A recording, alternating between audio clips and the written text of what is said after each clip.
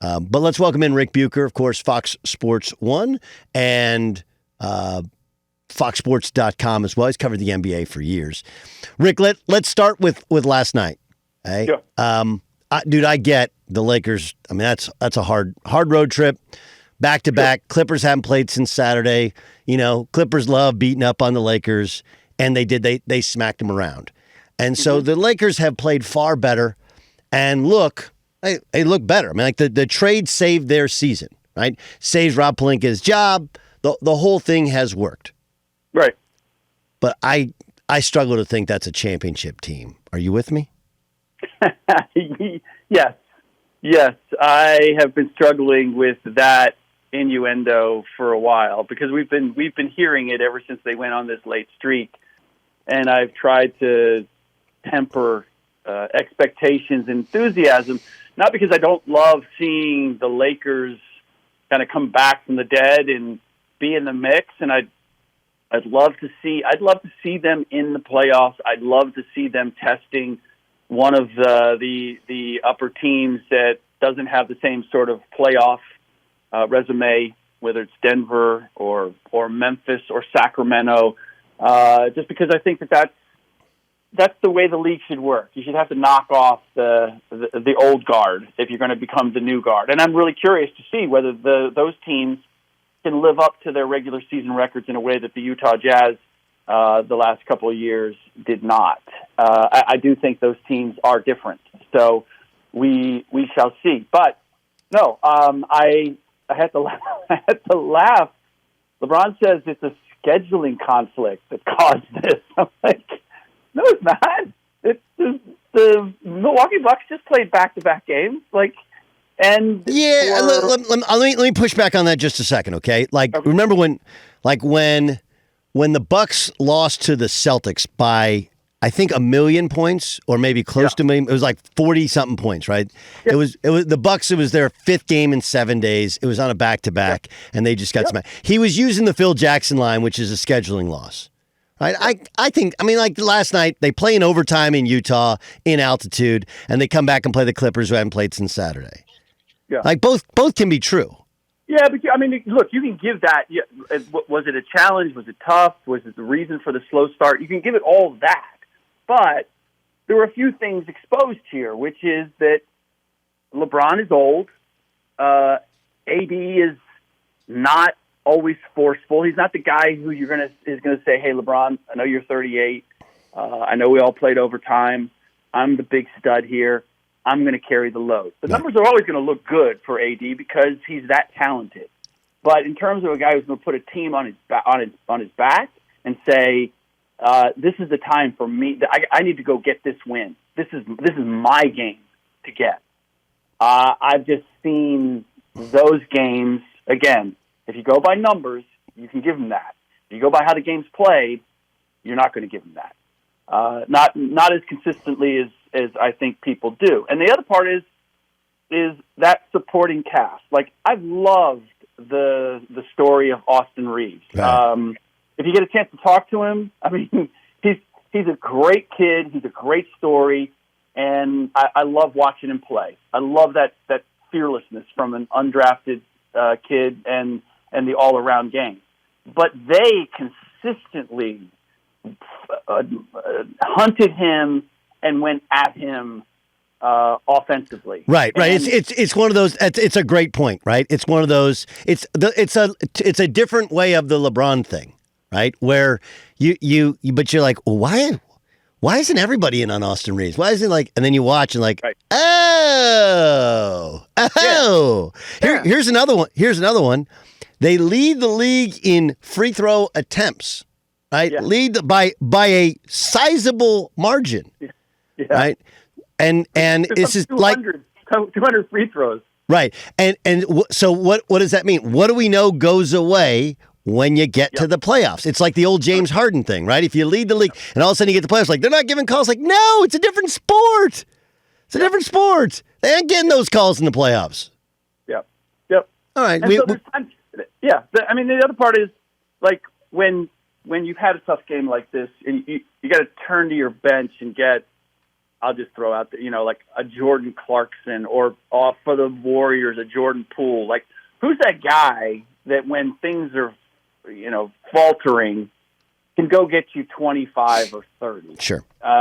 They're missing some elements that are part of a team that contends for a conference title, and the trades didn't change that.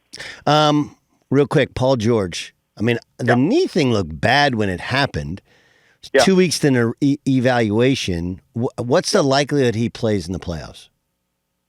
Honestly, I have no idea. I don't have any intel on that. I know what they've said. I know that they are holding out hope that he is going to come back, that they're not, that they're not closing the door on that. But I would fully expect that they're going to have to get through the first round without him. And as dominant as they may have looked last night, I wasn't in love with what I saw from the Clippers either. Like, for as tired as the Lakers are and were, and as middling as I think that they really are as a player overall, team overall, I like the Clippers still have stretches where they don't play smart, and they'll make one mistake and it becomes an epidemic. They'll make 4 or 5, which means no matter what the score is, they're probably going to give you a chance to get back in the game at some point. They don't close the door. Right. They don't always play intelligent basketball. So we'll see where it goes. But I'm not. I'm off the Clippers coming out of the West as of right now. Well, let me get to the West. There's this narrative from people like yourself and others that cover, and I'm not saying you said this, but people who cover the NBA, people who are NBA analysts, former players, current players. Hey, the West is a mess. West is down. I would point out, I'm going to push back on that, only that it has been, but it's like the load management thing, the Ja Morant thing, the real injury thing, the Andrew Wiggins thing. Outside of Paul George, they're all going to play in the playoffs. And now all of a sudden you're going to see maybe there's parity, but these teams are loaded up. And I actually think the West is really good in the playoffs. Am I missing it? You certainly have a case to be made based off of last year, where the Warriors were a 500 team from January to April. They got healthy at the right time, and they ended up winning a championship when, even as we went into the finals, we didn't expect that. So I think there's merit in that. I think the underlying issue this year is simply that if we're going to say that the West is really good, is like we're discounting the teams that have been the best in the regular season: Denver, Memphis, and Sacramento, and we're thinking that one of these 500 teams or slightly above is going to put it together. Now, the Warriors showed us at the beginning of last season what they were capable of, and that's where I'm actually doing a piece on this, and a scout said to me, he said, I generally 500 teams. I believe teams can be the best of what they've shown in a particular season, but they have to show me that if they're a 500 team, they have to show me at some point that they ripped off 9-10 in a row, or that they were 15-4 and then became a 500 team because of injury. I think that's where people are still doubting that the champion is going to come out of the West. But we've seen it before. We just saw it last year. So there's merit to that idea. Mark Cuban said that when parents get involved, it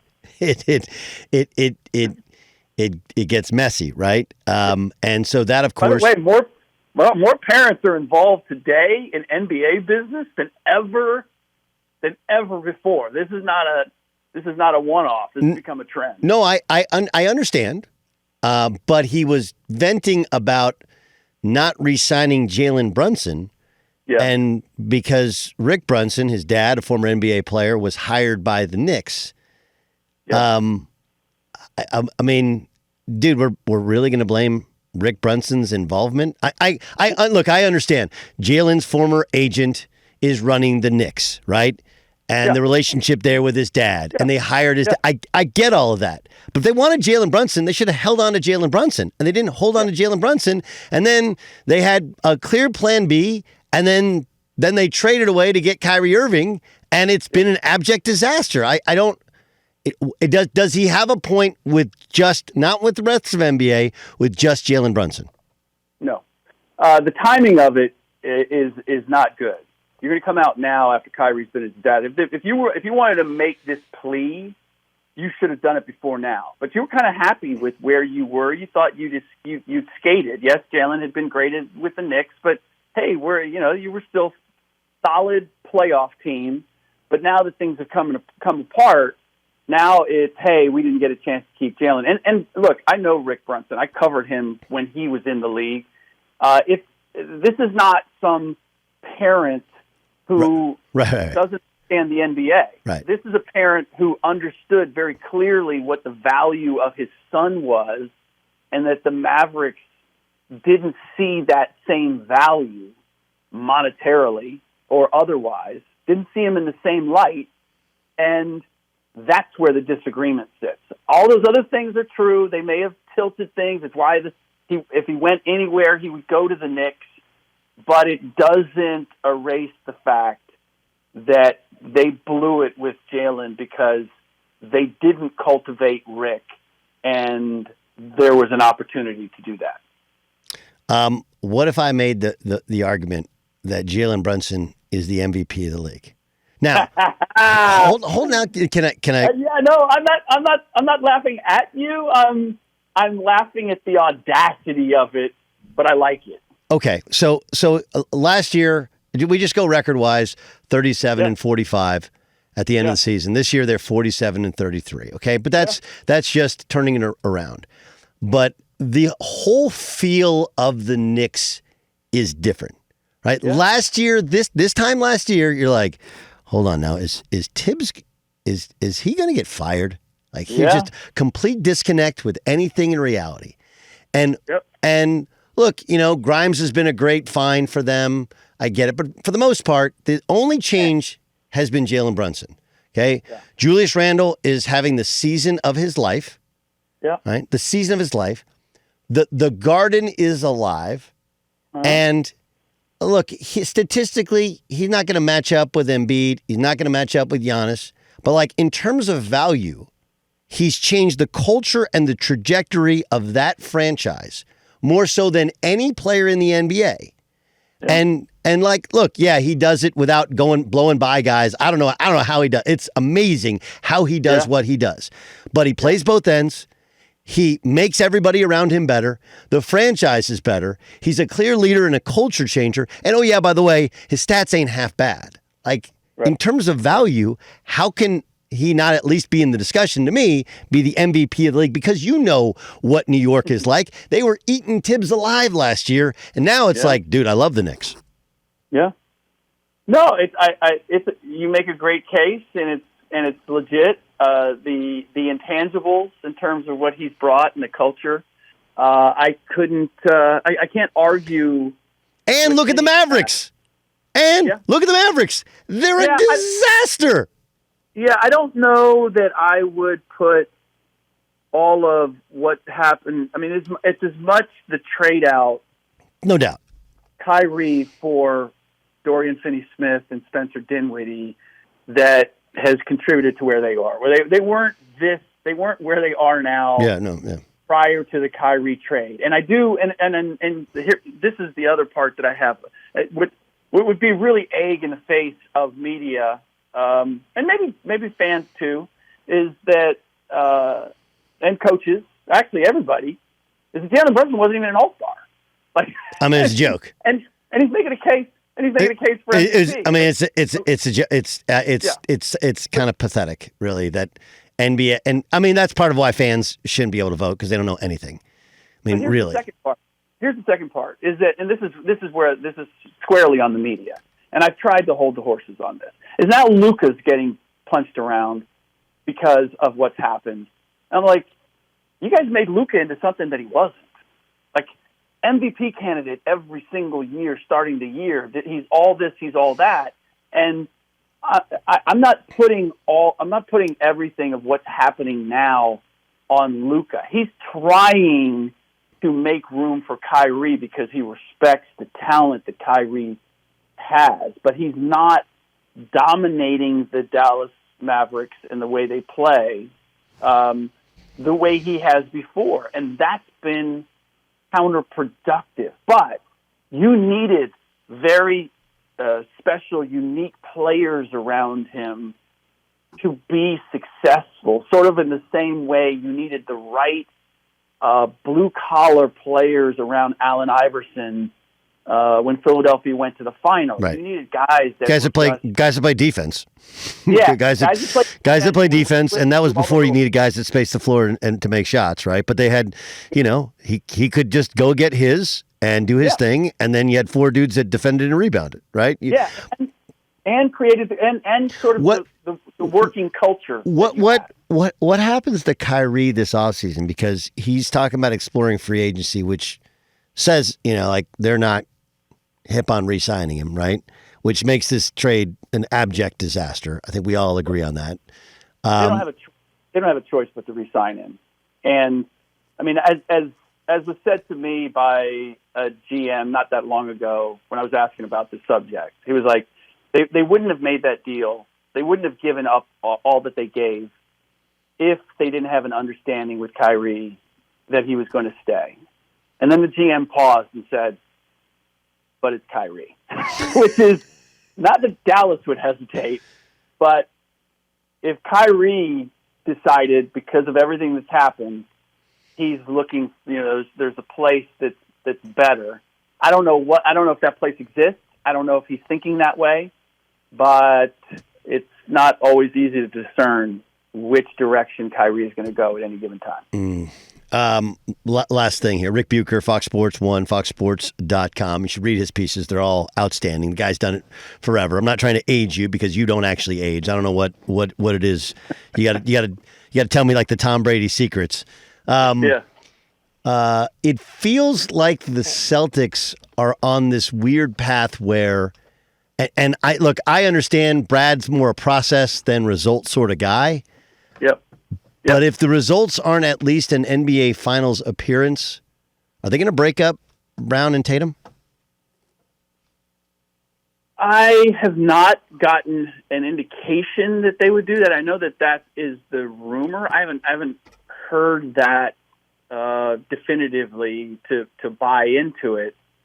A lot of people are looking at where's Jalen Brown's head at. Yeah. And I know that he has said, hey, people keep trying to break us up, et cetera, and we see that often with teams trying to trade other teams' players. But there's a rub there, and I've said it before. Like if I could put Jalen Brown's mindset in Jason Tatum's body, I would have the player that I need to lead me to a championship. Right. And there's just that kind of. There's you know what this is like? This is like when the Thunder made the finals, probably a year or two before they should have made the finals. Right? And that's really what happened. Is last year the Celtics made the finals probably before they were really ready to make the finals. And then they got a little bit exposed and Tatum wasn't ready for it, right? And now you have that, that is the expectation, and it's not totally realistic, especially when you got a coach hadn't coached a game in the playoffs yet, right? I mean, there's a lot to it. But if you remember, right, now they made the finals, and then you talk about mindset. James Harden kept going out to strip clubs even when they were getting blasted by the Heat. And then he wanted a bigger contract, and they moved him, and we never saw that come to fruition to see what that group looked like as they matured. And I wonder what happens with the Celtics, I guess, is my way of questioning it. Yeah, and I do too. I just, based on the way the Celtics have operated, they've been very slow to make changes. Understood. Even when it feels like they need to reshuffle the deck. So I'm going to assume that Brad is going to continue in that direction, because the other part of it is for everything that Jalen has demonstrated that he can be, what is it that you're getting back? Who's the player out there that would change that model and say, okay, now we have what it is that we need going forward. Because the one other element here, reason to stay with it, is because Brown and Tatum to this point have not demonstrated that they're uncomfortable with their pairing. Sure. And that would be the number one reason to say we need to change it up. Bucher, you're the best, man. Look forward to talking with you in the very near future. Thanks for joining us. Always, Doug.